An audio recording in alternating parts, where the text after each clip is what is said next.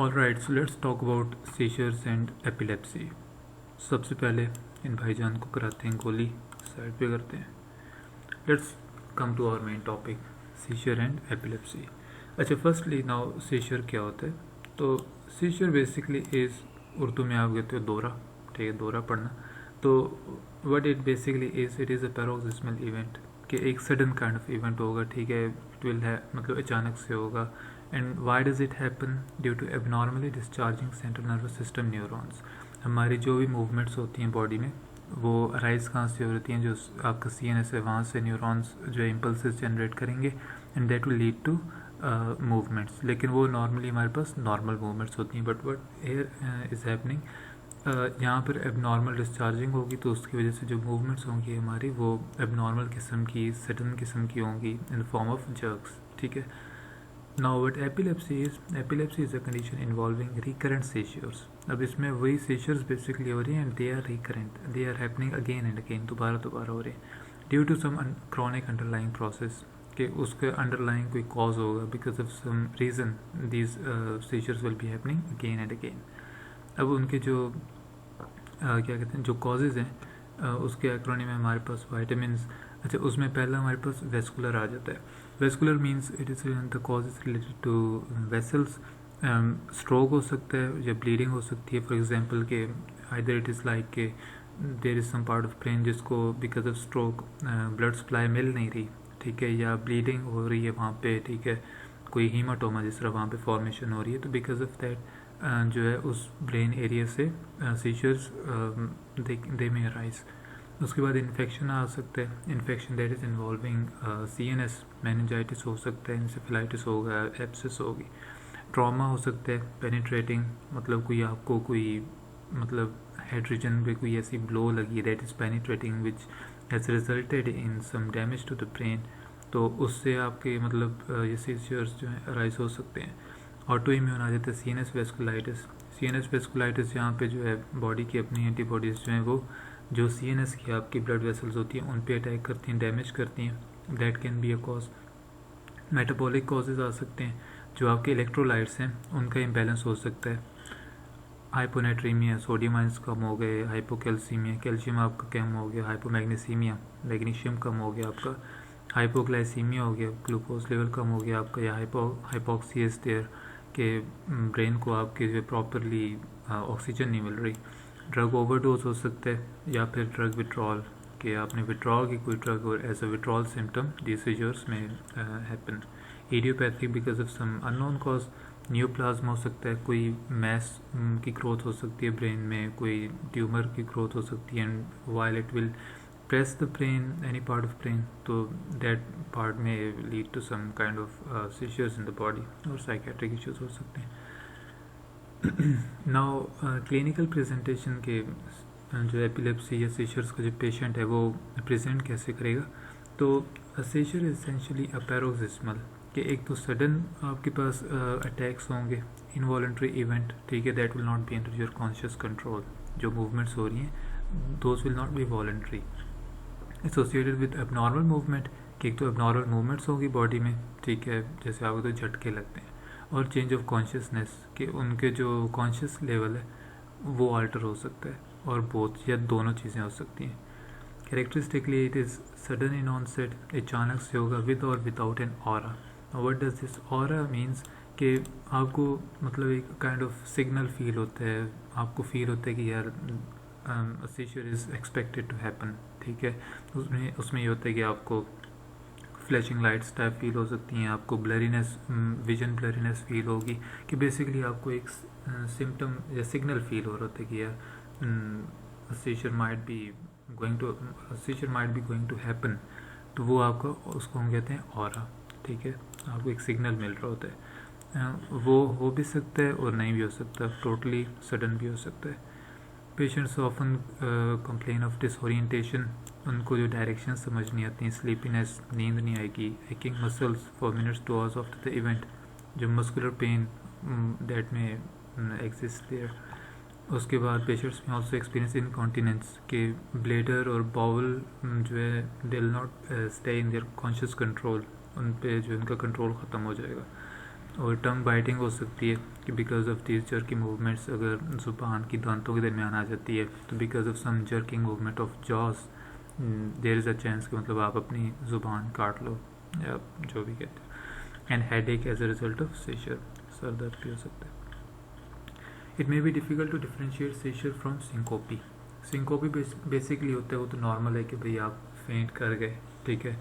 तो अब सीजर को आपने सिंकोपी से डिफरेंट करना है कि भाई अगर कॉन्शियस लेवल आल्टर हो रहा है बंदे का तो is it because of seizure या सिंकोपी की वजह से, तो उसमें फिर आप प्रॉपरली हिस्ट्री देखते हो। तो इसमें मेन डिफरेंस ये आता है कि जो सिंकोपी है उसमें आपके जो पोस्टिक्टल सिम्टम्स हैं they will not be there, ठीक है।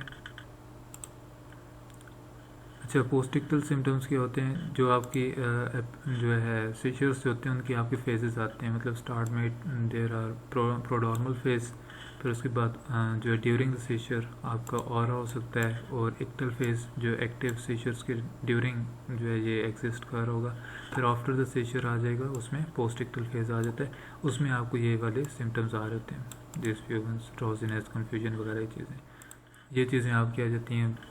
तो ये जो सिम्टम्स है पोस्टिक्टल ये आपको सिंकोपी में नहीं होंगे लेकिन सीजर्स में आपको फील होंगे, ठीक है, आफ्टर द अटैक। और patients will recover consciousness with in several minutes of the event. क्यों सिंकोपी में होता है कि मतलब थोड़ी देर में जो कॉन्शियस लेवल ठीक हो जाएंगे वो। और उसके बाद जो है जो फिज़िकल एग्ज़ाम है उसमें कोई टंग बाइटिंग वगैरह या उस तरह की कोई और इश्यू आपको सिंकोपी में नहीं मिलेगा जो सीजर्स में मिल सकता है। आगे आ जाते हैं। अच्छा, अब सीजर्स की क्लासिफिकेशन है, ठीक है, और डिपेंडिंग अपॉन कि यार किस टाइप का सीजर है फिर हम उसके अकॉर्डिंगली हम अपना जो ट्रीटमेंट प्लान है वो हम देखते हैं। तो उसमें क्लासिफिकेशन आपकी पार्शियल या जनरलाइज्ड होगी और सेकेंडली सिंपल या कॉम्प्लेक्स होगी। सिंपल जो पार्शियल या जनरलाइज्ड है दैट इज़ बेस्ड ऑन कि यार आप जो सीजर्स के जो अराइज हो रहे हैं वो किस ब्रेन के रीजन से अराइज हो रहे हैं, कि किसी पर्टिकुलर रीजन से हो रहे हैं या ओवरऑल जो आपकी क्या कहते हैं जो सेरिब्रम है ओवरऑल वहाँ से हो रहे हैं। और सेकेंडली सिंपल या कॉम्प्लेक्स ये होता है कि सिंपल मीन्स कि अगर आपका जो conscious level if it stays there तो इट विल बी सिंपल, और अगर आपका कॉन्शियस लेवल भी अल्टर कर है तो then it will be called complex. Okay, let's talk about it. Partial seizure आपके पास आ जाते हैं फर्स्टली, तो इसमें है कि it occurs with in discrete portions of the brain, ठीक है। ये ब्रेन का कोई पर्टिकुलर एरिया होगा and it will be arising from there, ठीक है। और सिम्टम्स मेनली इसमें हो गए इनवॉलंटरी जर्किंग ऑफ फिंगर और हैंड, हाथ या जो फिंगर्स हैं उनकी आपकी अनकंट्रोल्ड मूवमेंट्स होती रहेंगी, जर्क्स आपको फील होंगे। और इसमें फिर आपके पास आता है यार either it is simple partial seizure या फिर कॉम्प्लेक्स पार्शियल सीजर। मतलब इसमें ये तो कंफर्म है कि ये किसी पर्टिकुलर ब्रेन रीजन से अराइज हो रहे होंगे। अब सिंपल पार्शियल सीजर में ये होगा कि यार इसमें जो है जो कॉन्शियस लेवल है वो आपका मेंटेन रहेगा, that will not be affected, ठीक है, ड्यूरिंग दैट सीजर। लेकिन जो कॉम्प्लेक्स है उसमें ये होगा कि आपका जो ये कॉन्शियस लेवल है वो भी अल्टर हो जाएगा, उसमें भी चेंजेस आएंगी, तो that would be called complex partial seizure. Simple partial seizure and complex partial seizure. उसके बाद ये कि अगर आपका एक पार्शियल सीजर है, ठीक है, जो किसी ब्रेन के किसी पर्टिकुलर रीजन से अराइज हुआ था लेकिन वो आपका प्रोग्रेस कर सकते हैं इन अ जनरलाइज सीजर। जनरलाइज मीन कि मतलब ओवर द टाइम वो आपको ओवरऑल जो आपकी सेरिब्रल हेमिस्फीयर्स हैं वो वहाँ से जनरेट होने लग जाएगी, किसी पर्टिकुलर एरिया तक कन्फाइंड नहीं रहेगा, ठीक है, उसको हम कहेंगे जनरलाइज सीजर। तो इस फिनोमेना को हम कहते हैं partial seizure with secondary generalization, कि initially it was a partial seizure कि वो किसी स्पेसिफिक ब्रेन रीजन में था लेकिन secondarily it converted into general seizure, ठीक है। और क्या कहते हैं, हाँ इसमें वही है कि वो फोकली प्रेजेंट बिगिन वो स्टार्ट होगा, ठीक है, किसी पर्टिकुलर एरिया में, और फिर जो है क्या कहते हैं over the time it will start involving both cerebral hemispheres. तो ये हमारे पास आ गया partial seizure and partial seizure converting with secondary generalization. तो फिर मेन हमारे पास आ जाता है generalize seizure. Generalize seizure means कि यार जो आपका सीजर का जो अराइजिंग पॉइंट है वो जनरल किस्म का है, दैट इज़ नॉट डिस्क्रीट और that is not confined to one specific region. Overall जो आपकी दोनों सेरिब्रल हेमिस्फीयर्स हैं वो उन सारों में से कहीं ना कहीं से वो बस जनरेट हो रहे हैं, ठीक है। This is generalize seizure. ऊपर जो पार्शियल सीजर था उसमें हमारे पास डिस्क्रीट पोर्शन था, ठीक है, एक स्पेसिफिक पोर्शन ऑफ ब्रेन, वहाँ से सीजर्स अराइज होंगे। And now here it is generalize seizure, तो इसमें हमारे पास दोनों सेरिब्रल हेमिस्फीयर से जनरली हमारे जो सीजर्स हैं वो अराइज हो रहे होंगे। अब जनरलाइज सीजर में हमारे पास जो आगे टाइप्स आ जाती हैं, उसमें first one is generalize tonic clonic grand mal seizure. उसमें क्या होता है कि यार इसमें सीन ये होगा कि आपकी जो मसल्स हैं थ्रू आउट द बॉडी उनकी कॉन्ट्रैक्शन होगी, ठीक है, और फिर उसके बाद जो है ऑन इंटरवल्स इंटरमिटेंटली जो आपकी मसल्स रिलैक्स करेंगे। तो जब वो कॉन्ट्रैक्शन होगी that's what we call tonic, और जो रिलैक्सेशन होगी मसल्स की उसको हम कहते हैं clonic phase. And it feels like here, यहाँ पे आपका ये टोनिक फेज है, आपकी बॉडी मसल्स भी कॉन्ट्रैक्ट कर गए हैं, ठीक है। And now this is clonic phase, जहाँ पे आपकी बॉडी मसल्स वो उन्होंने रिलैक्स कर लिया, ठीक है। तो this is generalize tonic clonic seizure.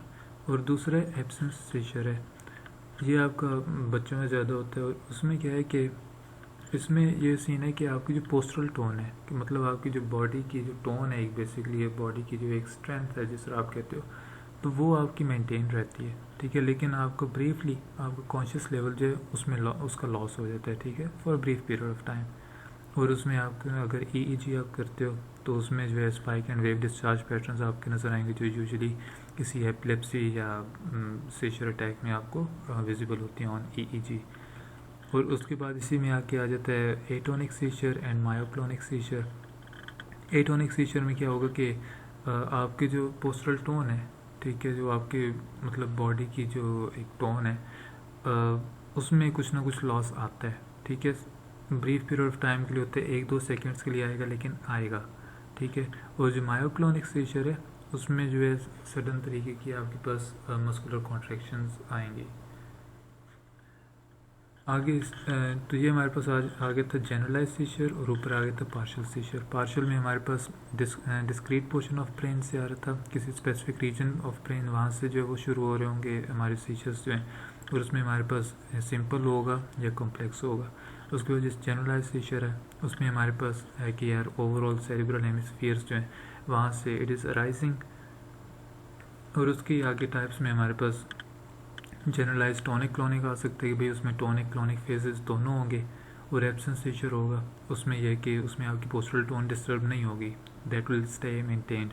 और फिर आगे एटोनिक मायोक्लोनिक आ जाता है। एटोनिक में है कि यार 1-2 सेकेंड्स के लिए आपका पोस्टरल टोन जो है वो लूज़ होगी, ठीक है, बॉडी काइंड ऑफ आपकी वीक हो जाएगी, काइंड ऑफ नम हो जाएगी जस्ट फॉर 1-2 सेकेंड्स, और फिर वो रिजॉल्व हो जाएगी।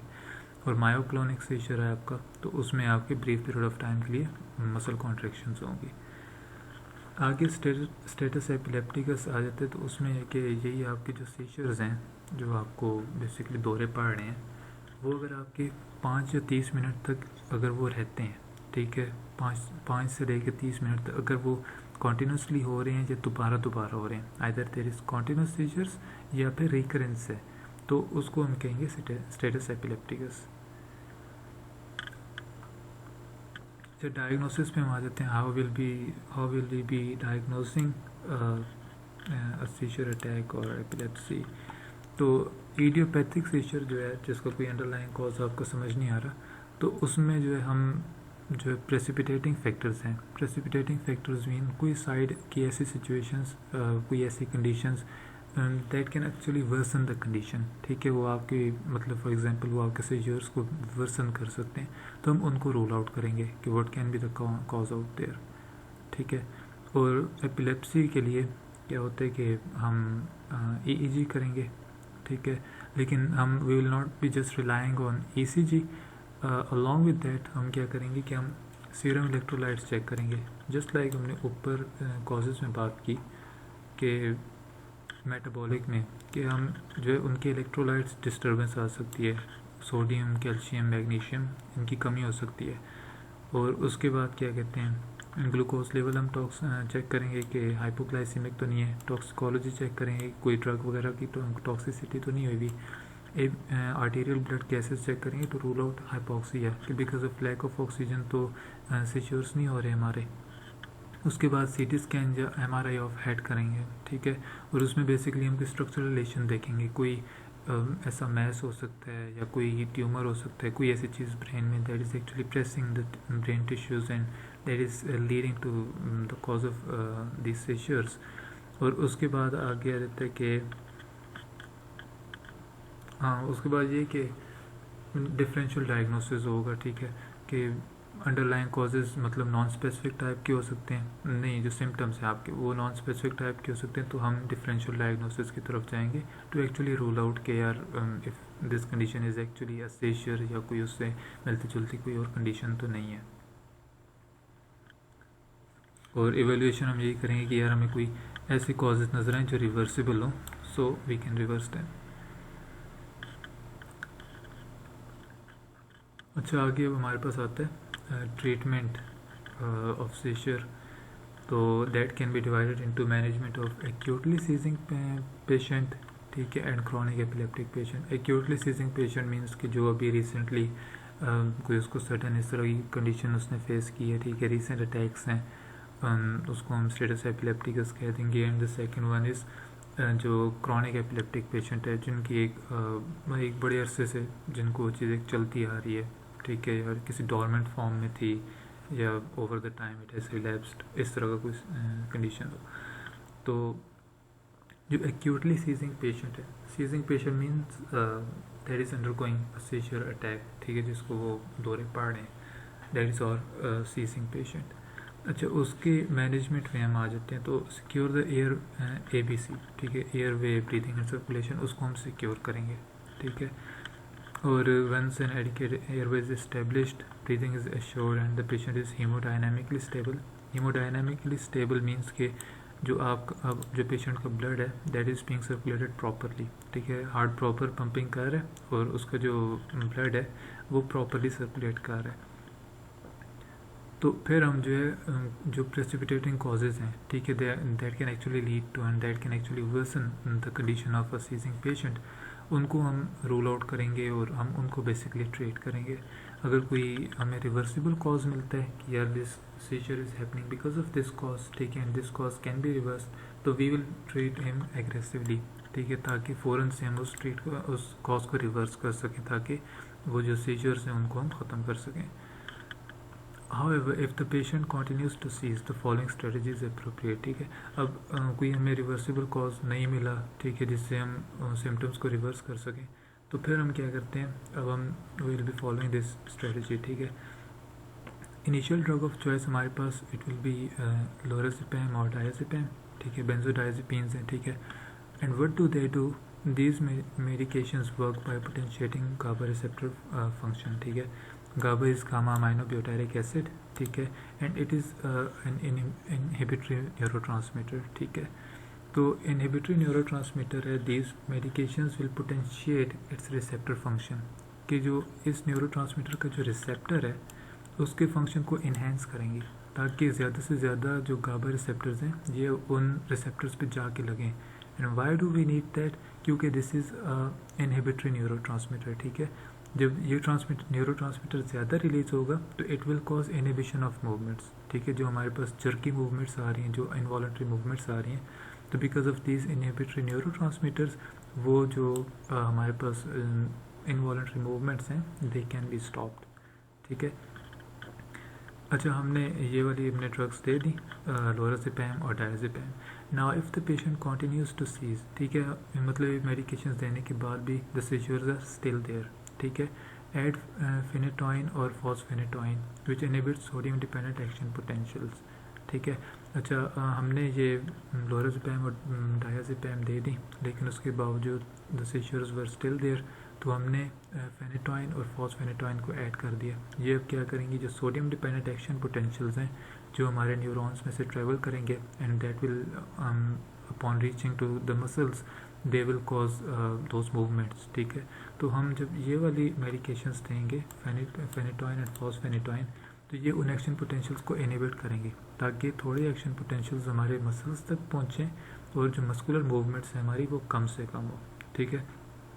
अब इनके हमारे पास साइड इफ़ेक्ट्स अगर हम देखें तो जो CNS पे इन ड्रग्स का साइड इफ़ेक्ट होगा वो डिप्लोपिया, आपको डबल विजन होगा, डिजीनेस आ सकती है, ठीक है, चक्कर आ सकते हैं आपको, एंड एटेक्सिया हो सकती है। Ataxia means degeneration of brain, ठीक है, आपके ब्रेन टिश्यू है उसकी डिजनरेशन हो सकती है because you are actually inhibiting those action potential that are being generated from there.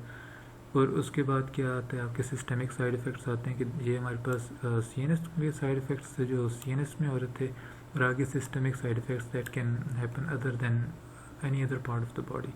तो उसमें हमारे पास गम्स हाइपरप्लेजिया आ जाएगा, ठीक है, और उसके मतलब आपके मसूड़े जो हैं वो उसके जो मतलब आपके सेल्स हैं वो ज़्यादा हो जाते हैं, आपके ऐसे बड़े बड़े हो जाते हैं, और लिम्फेडिनोपैथी आ जाएगी, ठीक है, लिम्फ नोड की आ जाएगी, क्या कहते हैं, इन्फ्लेमेशन हो जाती है, हाँ, साइज़ बड़ा हो जाता है, हिर्सुटिज्म आती है, एक्सेस हेयर ग्रोथ आ जाती है, एंड रैश आ जाएगा।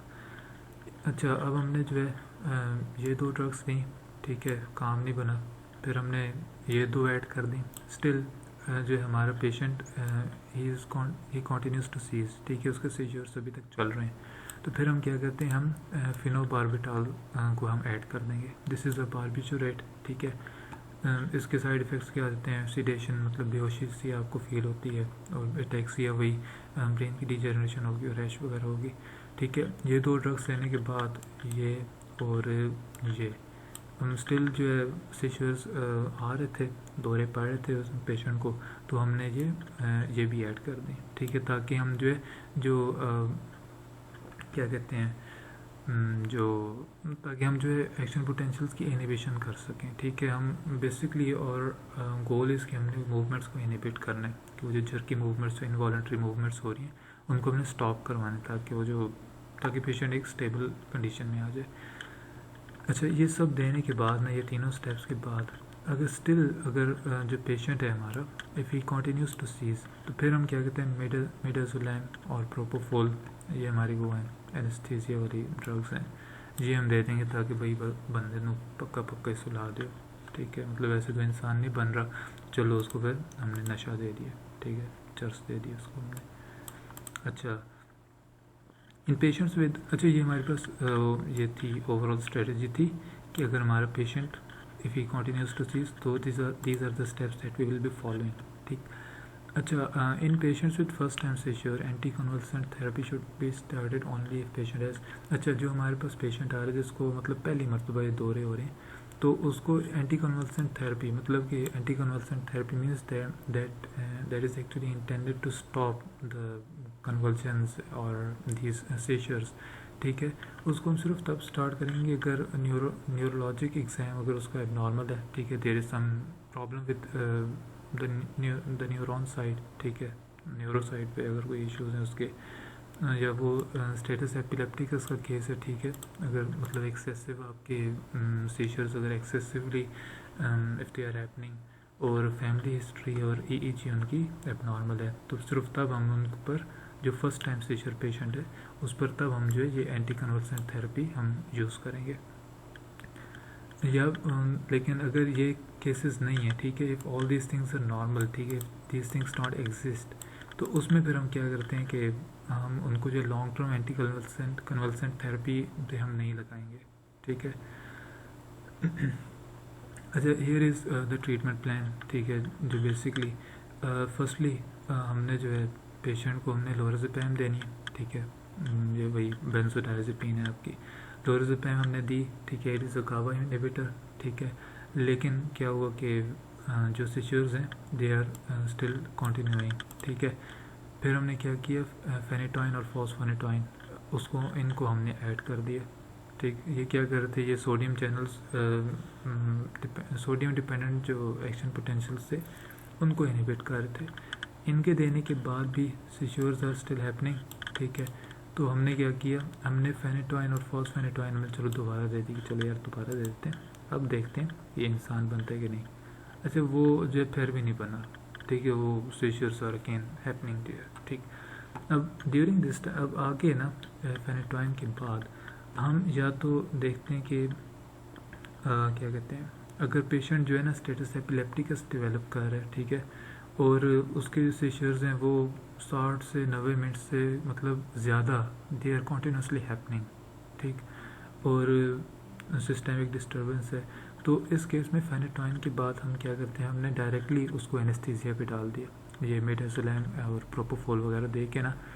फेनेटोइन और फॉस्फेनेटोइन के बाद हमने देखे सीशर्स आर नॉट स्टॉपिंग, ठीक है। और कंडीशन जो उसकी वर्स्ट हो रही है, उसके seizures they are happening for such a long time, ठीक है।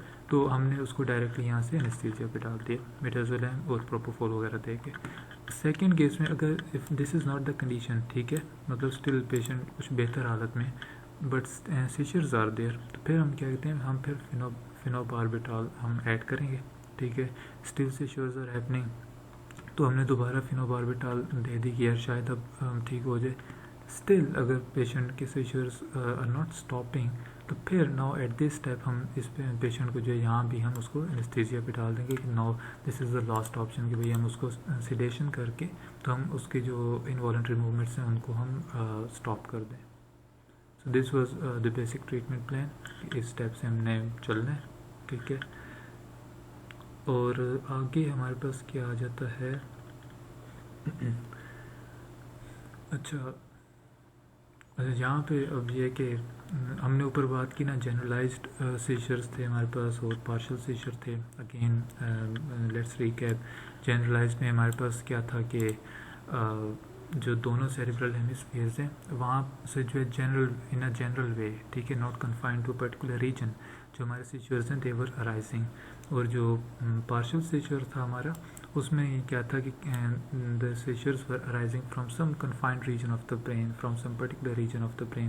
तो पार्शियल में फिर हमारे पास आगे वो था क्या कहते हैं, सिंपल और कॉम्प्लेक्स था। अगर ड्यूरिंग द सीशर्स अगर हमारा कॉन्शियस लेवल मेंटेन रहता है तो that will be simple partial seizure, और अगर कॉन्शियस लेवल अगर डिस्टर्ब होता है, चेंज होता है, तो उसको हम कहेंगे कॉम्प्लेक्स पार्शियल सीजर।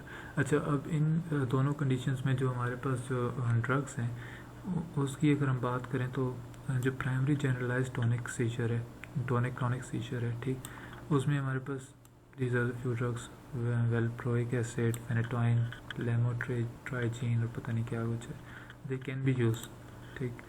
और उसके बाद जो हमारे पास हाँ जो एब्सेंस सीजर्स थे, ठीक है, उसमें हमारे पास क्या था कि जो बॉडी की टोन है वो मेंटेन रह रही थी, ठीक है, बॉडी की टोन मेंटेन रह रही थी। तो उसके ट्रीटमेंट में ethosuximide that is the first line therapy, और अगर वो नहीं तो फिर हम वेलप्रोइक एसिड को भी हम कंसिडर कर सकते हैं, ठीक है।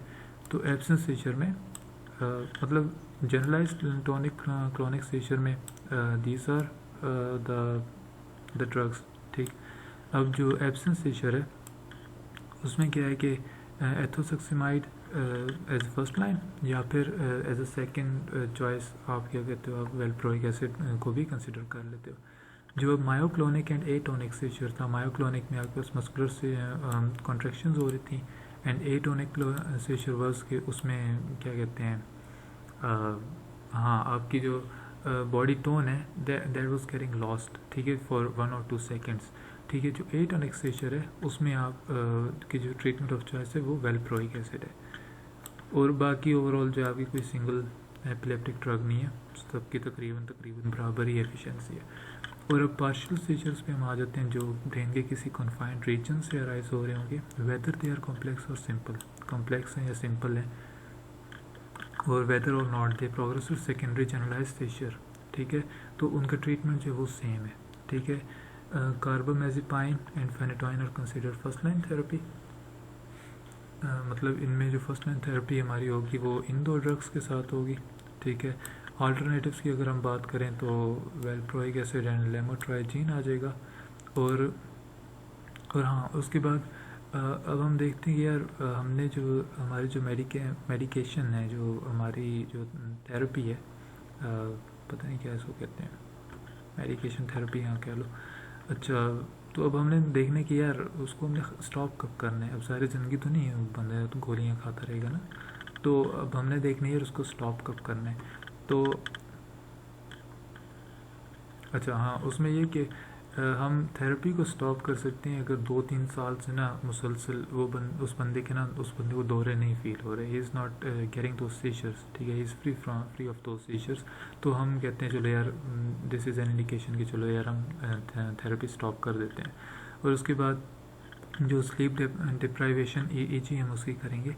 अगर वो हमारी नॉर्मल आती है ना, तो फिर अगर वो हमारी नॉर्मल है तो दैट मीन्स कि यार इस बंदे को अब जो सीजर्स जो चांस है वो अब कम है, ठीक है, तो this also becomes an indication कि चलो यार अब थेरेपी स्टॉप कर देते हैं। This person is more like normal, और उस तरह मतलब इज़ नॉट क्या कहते हो आप, पता नहीं मुझे वर्ड भूल गया, he is not predisposed to the happening of seizures। हाँ बस इतनी इंग्लिश काफ़ी है। हाँ तो मतलब फिर आप उसकी क्या कहते हो मेडिकेशन थेरेपी एंड कर सकते हो। दैट्स अप टू दिस, इतना काफ़ी है।